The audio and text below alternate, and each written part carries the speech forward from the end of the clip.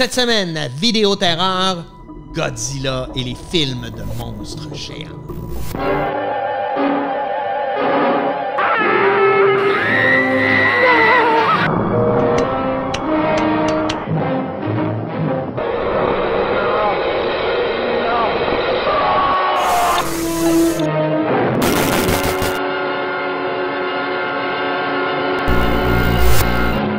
Bonjour, cette semaine à Vidéo Terreur, je me fais plaisir avec une figure marquante de ma vie, Godzilla. Donc on va parler du cinéma de Godzilla, de l'ensemble de cette merveilleuse créature et de tout ce que ça a pu apporter dans notre merveilleux monde.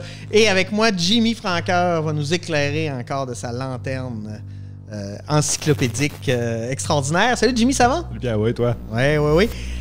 Godzilla, je pense que là, tout le monde connaît Godzilla. Je pense que c'est une figure, une icône connue, même si c'est une icône qui, à la base, est japonaise.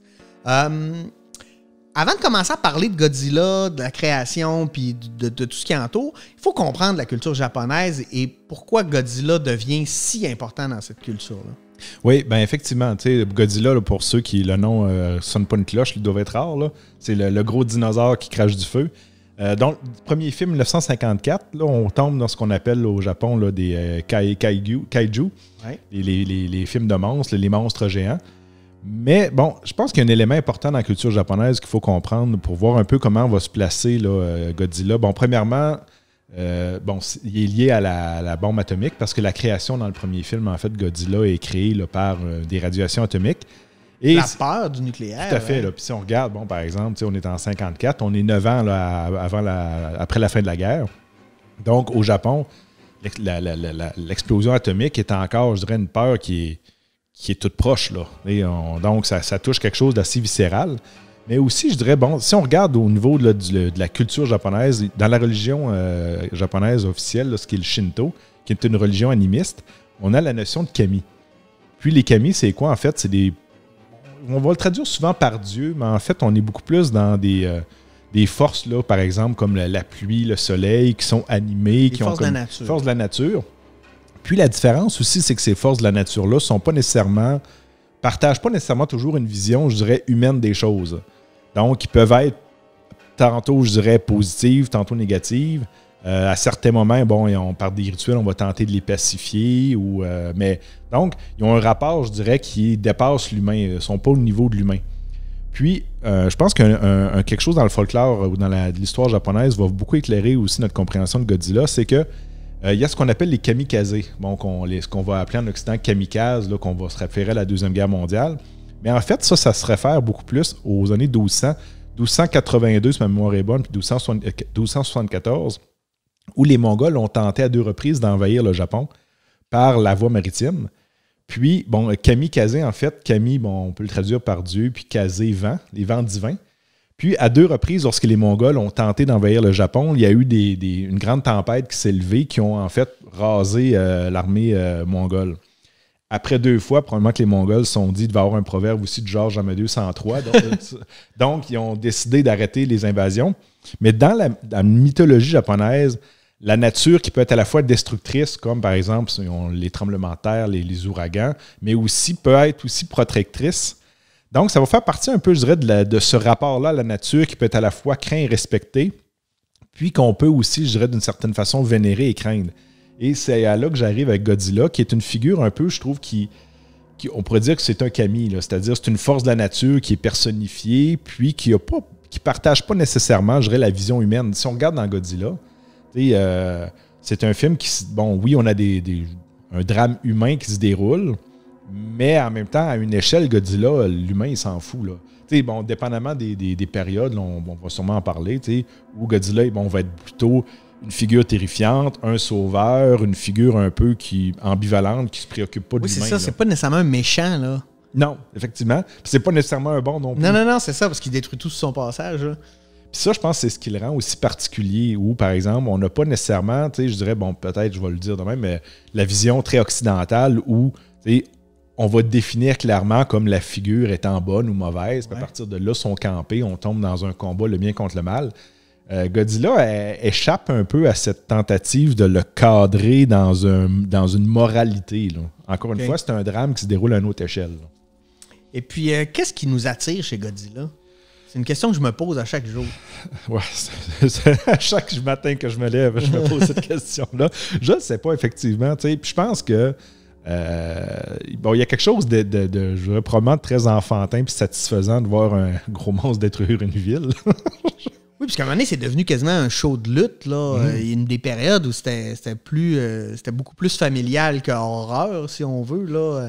Tout à fait. En fait, je pense qu'on peut identifier même des périodes, des blocs, parce que si on se remonte là, au premier film, comme je disais, avec le réalisateur Ishiro Honda en 1954, puis on en fait encore là, tout dernièrement, on parle d'une grande période là, de cinéma, puis on est à peu près rendu à 32 films, là, si mon compte est bon.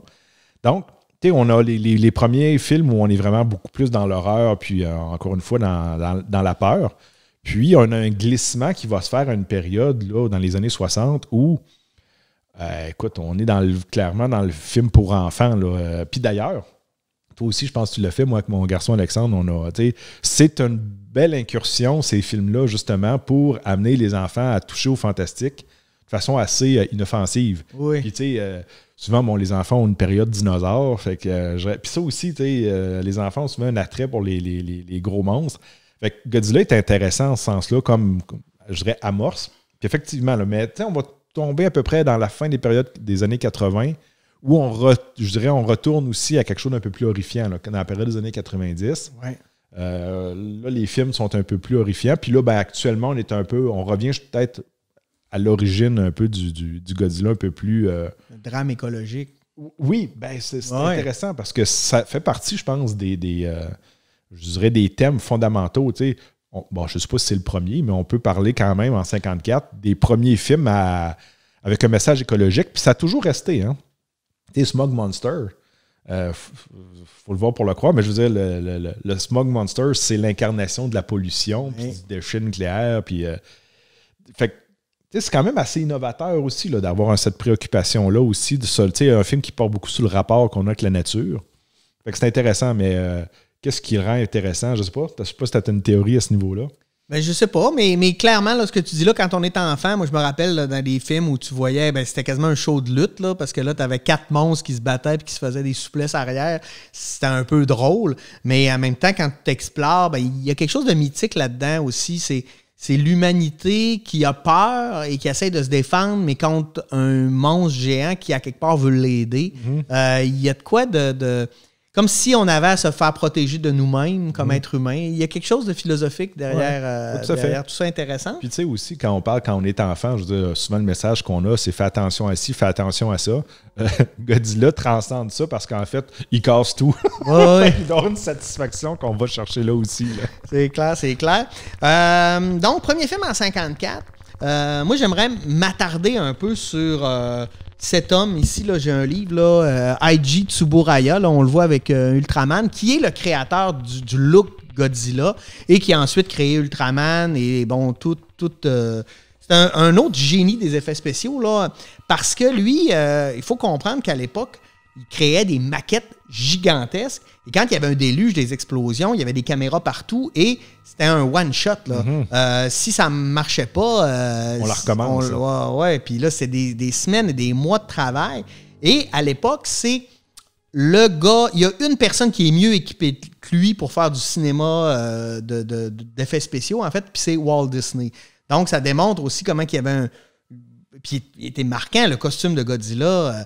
Une autre anecdote là-dessus, c'est lors du premier tournage, le costume pèse au-dessus de 200 livres. Le comédien n'a pas d'aération, donc il ne peut pas tourner plus qu'1 ou 2 minutes parce qu'il manque d'air, il s'évanouit. Donc, dans le premier film, on a beaucoup de scènes où on voit juste le haut ou juste les pattes qui écrasent des buildings parce que ça simplifiait le tournage pour être capable lui, c'est... Vous savez hein, que l'acteur, le cascadeur, en fait, qui personnifiait Godzilla, est dans le Hall of Fame du cinéma japonais. Là. C'est une institution au Japon, cet homme-là. Il y a vraiment quelque chose. Puis il faut savoir qu'au Japon, il y a un Godzilla Land, il y a un hôtel Godzilla. C'est vraiment mythique. Ils font un peu de tout. Si d'ailleurs, j'ai un coupe-pizza à l'effigie de Godzilla. Objet tout à fait essentiel. Essentiel et qui coupe vraiment très mal la pizza. Mais tu sais, tu parles aussi de ça. Par exemple, Godzilla, ça a son étoile sur le Hollywood Boulevard. Ouais. sais, il y a quelque chose qui dépasse un peu, je dirais, c'est pas tous les personnages de fiction là, qui vont avoir, même le MTV Award, il y a, je pense, 4 personnages de fiction dans l'histoire qui ont gagné un prix. Il y a quelque chose qui dépasse un peu. Puis même pour l'époque, quand on regarde ça, le cinéma étranger passait difficilement les frontières, mais pas pour Godzilla, parce que Godzilla, bon oui, ils ont été refaits, on a rajouté des acteurs américains, c'est Richard Burton qui est dans le premier. Oui, puis... Mais tu sais qu'on les retournait, on ajoutait des scènes justement pour les faire passer aux États-Unis, mais on les voulait, ces films-là, parce que c'était des méga succès au Japon. Là. Ce qui était probablement une mauvaise idée, par exemple, d'amener des scènes américaines. Par exemple, dans le premier, le premier film a été amputé d'à peu près 15 minutes, 17 minutes, l'original aux États-Unis, pour justement enlever, appelons ça, toute la contribution américaine à l'explosion atomique. On était plus ou moins à l'aise avec ça. C'est toujours drôle aussi. Bon, on pourrait parler auprès du rapport américain à la liberté et la censure. Là. Ouais. Mais souvent, ces ajouts-là de scène ou sont pas un plus. Là. Godzilla, king of the monsters, alive, surging up from the depths of the sea on a tidal wave of terror to wreak vengeance on mankind. Godzilla, king of the monsters, it's alive. A gigantic beast, stalking the earth, crushing all before it. In a cyclonic cavalcade of electrifying horror. Raging through the streets on a rampage of total destruction. Godzilla, king of the monsters. Incredible titan of terror. Wiping out a city of 6 million in a holocaust of flame. Jet flames cannot destroy it. Bombs cannot kill it. All modern weapons fail. Is this the end of our civilization? Can the scientists of the world find a way to stop this creature? For the answer, see Godzilla, king of the monsters. You may wish to deny it, but your eyes tell you it's true. A tale to stun the mind. More fantastic than any ever written by Jules Verne. More terrifying than any ever shown on the screen. Awesome. Incredible. Unbelievable. A story beyond your wildest dreams. Dynamic violence. Savage action. Spectacular thrills. Godzilla, king of the monsters. Fantastic beyond comprehension. Gripping beyond compare. Astounding beyond belief. The mightiest monster of them all. See Godzilla, king of the monsters.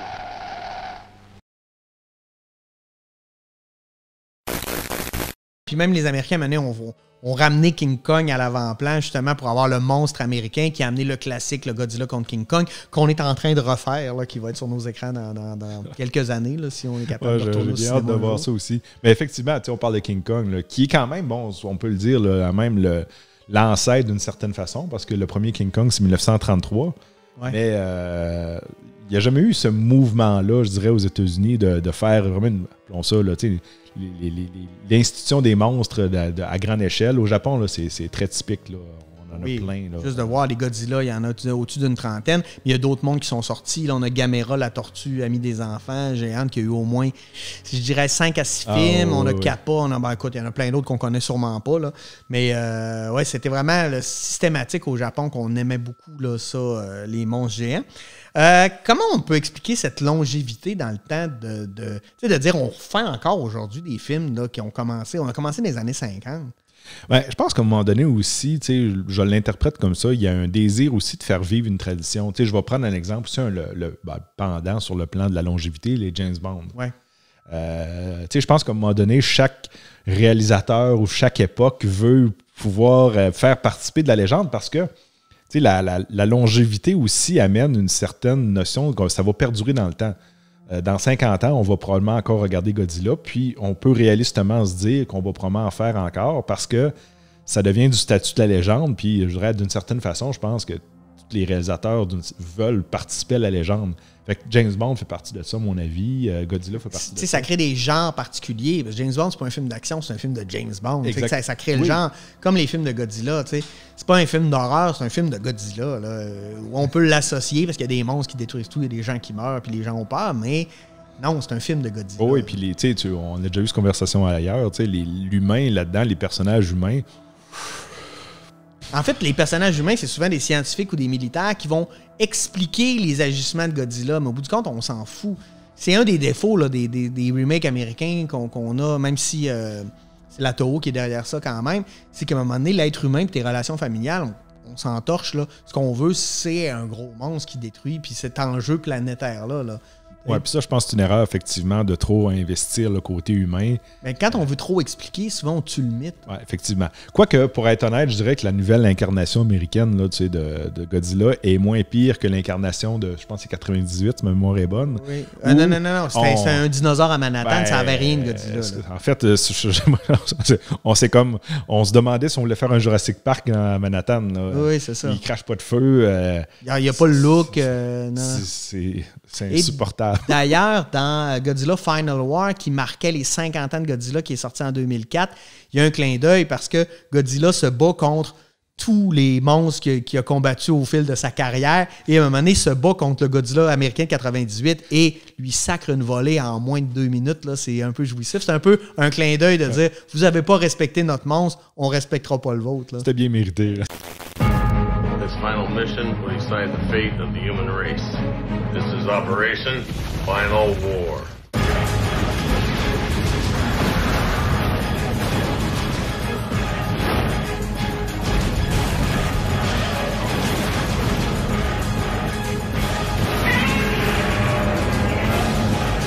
Godzilla Final Wars. C'est lesquels tes préférés? Parce qu'il y en a énormément. Je ne sais pas si tu les as tous vus. Oui, comme je disais avec mon garçon, on a réussi à les passer là, jusqu'au dernier. Là. En fait, le seul qui n'a pas vu, c'est les 2 premiers parce que c'est en noir et blanc. Puis bon, il y a moins d'intérêt. Moi, le premier, je trouve encore, c'est un film qui doit être vu. Là. C'est un film qui est marquant. J'ai un faible aussi, pour certains monstres, là, comme par exemple, moi, je me rappelle, le premier film que je me rappelle avoir vu au cinéma, c'est Godzilla contre Mechagodzilla. Oui, un classique. Oui, aussi. Puis bon, en plus, je pense qu'on allait chercher l'attrait, non seulement du monstre, mais du robot. Là. Oui. Ceux qui étaient là dans les années 70-80, c'était une valeur ajoutée. J'aime bien aussi contre King Ghidorah. Je trouve que c'est un méchant qui peut être spectaculaire, justement, à cause des têtes, là, qui est plusieurs têtes. Ils l'ont rendu vraiment spectaculaire dans les derniers, là, dans le dernier, en fait. Là. Biollante, j'aime bien aussi. J'en ai plusieurs. Je dirais que pour être tout à fait franc, là, la période que j'ai le plus de difficultés, c'est la période vraiment plus années 60-70 où on est dans le film pour enfants ou à certains égards, presque dans le film psychédélique qu'on parlait de Smog Monster où je veux dire, il y a des scènes là-dedans, il faut le voir pour le croire. Là. Non, c'est vrai. Moi, dans cette époque-là, j'aime quand même des... Il y a des films, le célèbre Destroy All Monster, là, qui est je pense, le classique après le premier. Final War aussi, j'ai trouvé qu'il avait réussi quelque chose, en fait, là-dedans. Et puis, j'ai une grande nostalgie pour la période que t'aimes pas, là, de ces batailles de lutteurs là, en costume de monstres, là, avec Jet Jaguar, puis tous les monstres impossibles qui vont se batailler. Il y a de quoi là-dedans. Puis le Godzilla Revenge, là, où en fait on est dans le rêve d'un enfant là, qui est relativement sympathique avec Minilla, le fils de Godzilla. D'ailleurs, à l'époque, pour la fête des pères, il y avait même des pubs avec Godzilla et Minilla au Japon pour parler de ça. Donc, mais c'est pas. Tu sais, c'est intéressant parce que cette période-là, je dirais, j'ai moins d'affinité, mais elle n'est pas inintéressante parce que je dirais, je vais le dire de même, il y a un kitsch là. Hyper assumé, je dirais, on frôle le psychédélique. Là. Space Godzilla, là, mon Dieu, il faut avoir pris de la drogue. Là. Mais c'est intéressant, tu sais, en ce sens-là. Fait que c'est pas une période qui est, par contre, tu sais, comme je dis, j'ai moins d'affinité, mais pas inintéressante parce que visuellement, il y a beaucoup de moments où la mâchoire vous tombe. Là. Ouais. Puis est-ce qu'il y en a que tu as moins aimé, que tu as détesté? Ah oui, moi, dans un que j'ai beaucoup aimé, c'est dans les années 90 contre Destoroyah. J'ai même eu des émotions, je me rappelle, d'avoir été touché quand Godzilla meurt. Oui, effectivement, oui. Ça, tu vois, je ne l'ai pas nommé. Là. Ça, c'en est un qui est marquant, mais qui est touchant, là, effectivement. Ouais.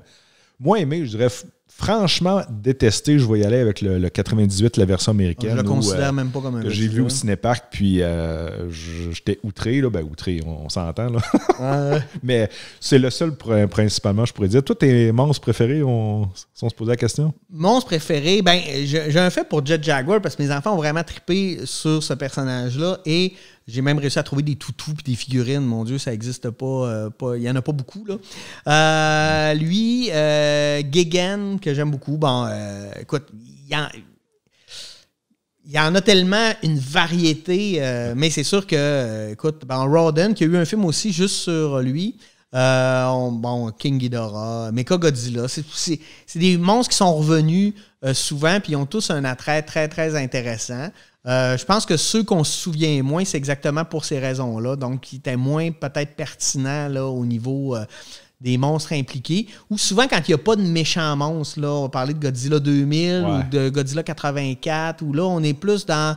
On essaie trop de refaire lui de 54, puis je trouve qu'on passe à côté parce qu'on n'a pas besoin de le refaire. Il est très bon comme il est. Là. Ça, je suis très d'accord aussi. Le premier, je dirais, sa force, c'est dans le contexte historique. Comme je dis, on est dans la peur du nucléaire.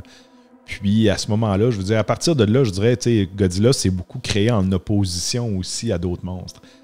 C'est à ça qu'on s'attend. Puis, bon, on l'a déjà dit, des fois, une formule gagnante, c'est pas toujours gagnant sur la longue distance. Mais dans le cas de Godzilla, je pense que, à un moment donné, c'est comme tu faisais une référence à la lutte. On veut à la lutte, on veut voir 2 lutteurs. Là. Oui, c'est ça. On peut en voir plus, mais au minimum, on en veut 2. Fait que dans Godzilla, je pense qu'on a intérêt effectivement à l'opposer à quelque chose. Puis c'est un peu c'est l'intérêt aussi de voir le clash. Oui, c'est ça. Puis ce leg-là, on réalise pas, là, mais que je reviens à Tsuburaya, là, lui, après, les Godzilla, comme ça a fait un succès bœuf, on a essayé de trouver comment on pouvait défendre la Terre contre ces monstres-là. Et c'est là qu'est arrivé les Ultraman en 64 avec les monstres, les batailles, il y avait le monstre de la semaine où il y a eu des films, il y a encore des séries qui sortent. Là. Écoute, il y en a énormément.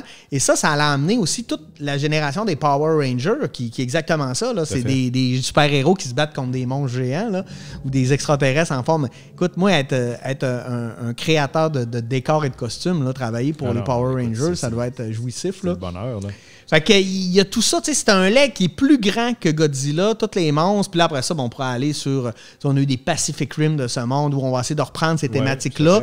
C'est pas toujours réussi, mais on est toujours dans cet esprit-là. Puis là, on peut amener aussi les Robotech, les Transformers, qui sont tous des descendants directs, micronautes de cet univers de Tsuburaya. Tout à fait. Là. À partir du moment où on a quelque chose de géant qui détruit une ville, on est dans le même... Puis, il faut revenir aussi au Japon où la notion de tradition, puis de faire perdurer un style ou un art, on est là-dedans. Là, je veux dire, appelons ça les Kaigo Eiga, le cinéma des gros monstres. Je veux dire, c'est une forme d'institution. Puis, tu sais, en Occident, on n'a pas nécessairement... les vrais fans vont le comprendre, là, mais ici, on a des trucs des Godzilla. Bon, on en a quelques-uns ici, là. Mais allez fouiller sur eBay avec Godzilla. C'est incroyable. Puis des figurines qui valent des fortunes. On a des méga collectionneurs, puis il y a un univers de produits dérivés, là, je dirais que les gens ne savent pas. Là, moi, j'ai des briquets. J'ai une collection de bouchons de 2 litres de liqueur, là, mais c'est rien que les bouchons avec des monstres dessus. Il y en a énormément, là, des costumes, des chandails, j'en ai un, ça paraît même pas des fois que c'est des choses de Godzilla, mais il y en a énormément. Puis des produits dérivés, là, écoute, c'est un univers hallucinant. Déjà que les Japonais sont là, on parle pas des bandes dessinées, des dessins animés qu'il y a eu. Écoute, il y a eu beaucoup de choses de fait en lien avec cet univers-là, qui est encore foisonnant aujourd'hui. C'est mythique, là, mais je pense que cette popularité-là n'est pas à ce point-là intégrée ici. Là. Non, absolument pas. Mais tu sais, c'est une fierté aussi nationale, d'une certaine façon. Là. C'est un personnage qui est made in Japan. Là. Made in Japan est connu à travers le monde. Effectivement. Hey, merci beaucoup, Jimmy, pour cette incursion dans le merveilleux monde des monstres géants. Merci à vous d'avoir été là. Et nous, on se dit à la semaine prochaine pour une nouvelle édition de Vidéo Terreur. Bonne semaine.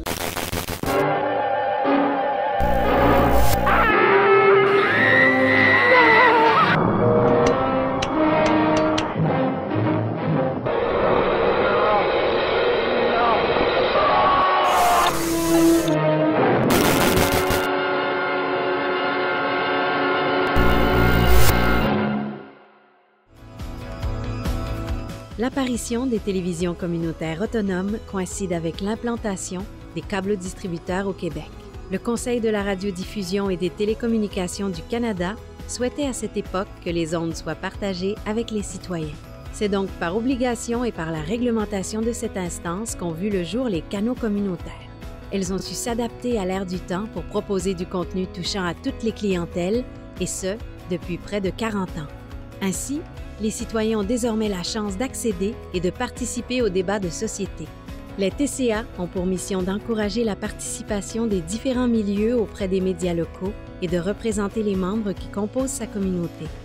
L'accessibilité à un contenu télévisuel qui les concerne directement reste encore à ce jour l'élément le plus important pour les citoyens de la province. Nous pouvons dire sans hésitation que les canaux communautaires sont des médias de proximité.